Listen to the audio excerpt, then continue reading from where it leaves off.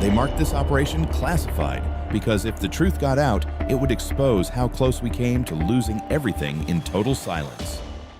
The Sea of Okhotsk was one of the most heavily restricted bodies of water in the Soviet Union, a place the Soviets believed was completely secure, completely isolated, and completely unreachable by any American submarine. They considered it a closed military zone, patrolled, monitored, and protected by layers of defenses. But deep beneath those waters, the United States discovered something the Soviets never imagined could be compromised: a single, unprotected communication cable running across the seafloor. It carried the Soviet Navy's most sensitive messages, orders, patrol routes, and internal communications that were never meant to be intercepted. If the United States could tap that cable without being detected, they would gain access to intelligence that could shift the balance of the Cold War. And so, a plan was created, one so secret that only a handful of people inside the intelligence community were ever told it existed. A plan that would push technology, human endurance, and luck to their limits. The submarine chosen for the mission was the USS Halibut, a vessel modified specifically for deep-sea espionage.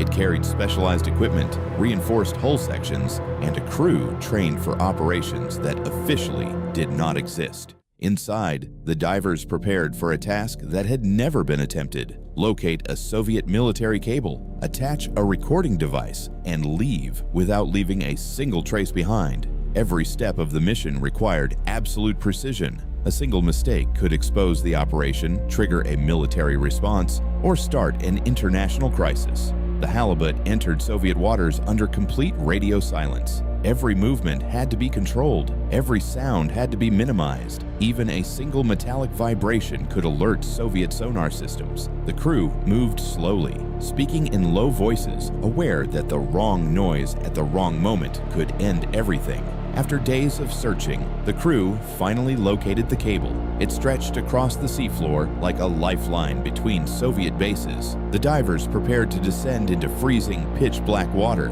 carrying a device designed to clamp onto the cable without damaging it. If they crushed it, the Soviets would know instantly.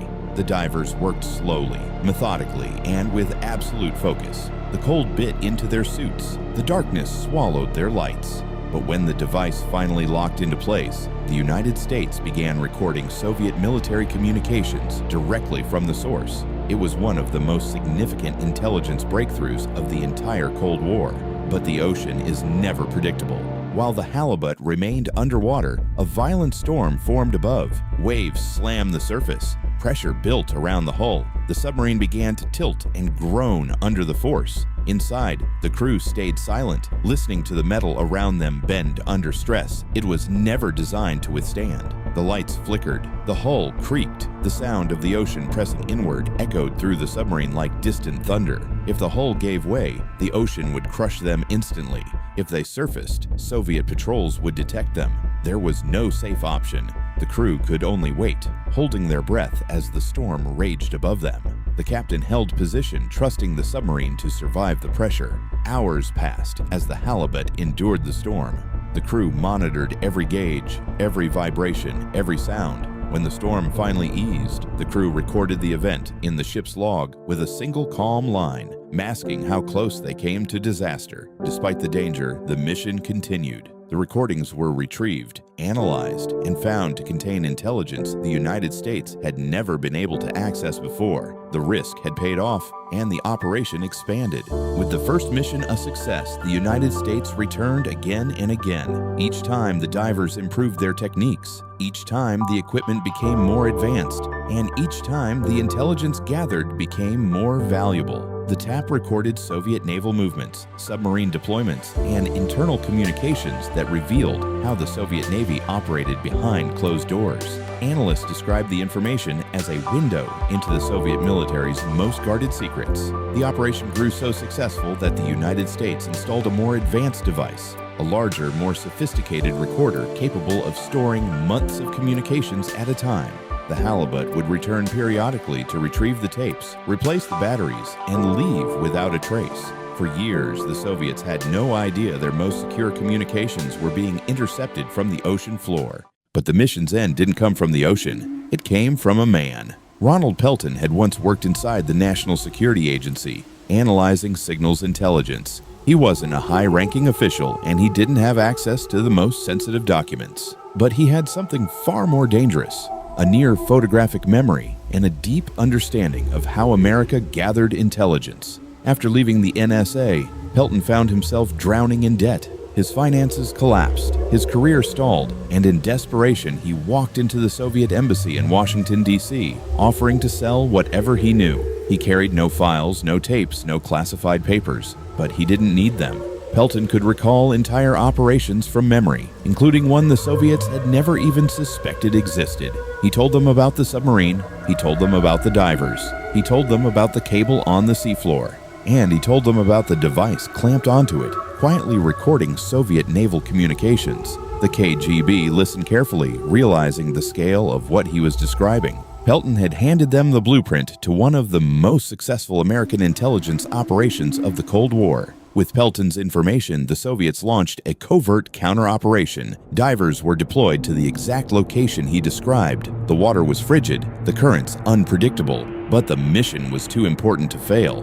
The divers searched the seafloor, scanning for anything out of place. And then they found it: the American tap, hidden in the darkness, silently collecting their most sensitive communications. The Soviets removed the device and sealed the cable. No announcement, no confrontation, no public accusation. They simply erased the tap from existence. When the United States returned months later to retrieve the recordings, they found nothing but an empty stretch of seafloor. The device was gone, the cable was untouched, and the operation was over. Inside the NSA, confusion turned to alarm. Analysts reviewed the last recordings, searching for clues. The tap had been functioning normally for years. There had been no technical failure, no environmental damage, no sign of detection. Something else had happened, something deliberate. And slowly, suspicion turned toward the possibility of an insider. When Pelton was finally identified, investigators realized the scale of the damage. He had revealed not just the existence of the operation, but its location, its purpose, and its method.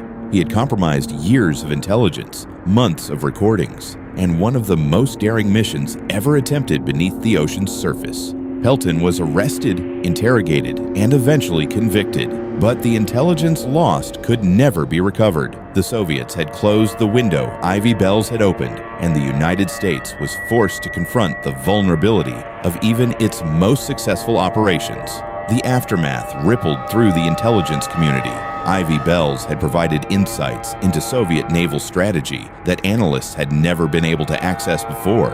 It revealed how Soviet submarines communicated, how they coordinated, and how they responded to threats. Losing that stream of information meant losing a strategic advantage that had shaped American understanding of the Soviet Navy for years. The operation had also pushed the limits of underwater espionage. It required new technology, new training, and unprecedented cooperation between the Navy, the NSA, and the CIA. It proved that deep-sea intelligence gathering was possible, even in the most hostile environments. But it also proved how fragile such operations could be. A single insider motivated by money had undone years of work and exposed one of the most ambitious missions of the Cold War. For decades, the details of Ivy Bells remained buried behind redactions and sealed files. Only fragments reached the public, and even those were heavily sanitized. The full story stayed locked away, hidden inside classified archives known only to those who had lived it. But the truth is simple. Ivy Bells was a silent war fought in total darkness, beneath crushing pressure, in waters where no American submarine was ever supposed to be. It was a mission built on precision, secrecy, and risk. One mistake away from disaster. Today, it stands as one of the boldest intelligence operations of the Cold War, a reminder of how far nations will go to uncover the secrets of their rivals, and how quickly everything can collapse when those secrets fall into the wrong hands.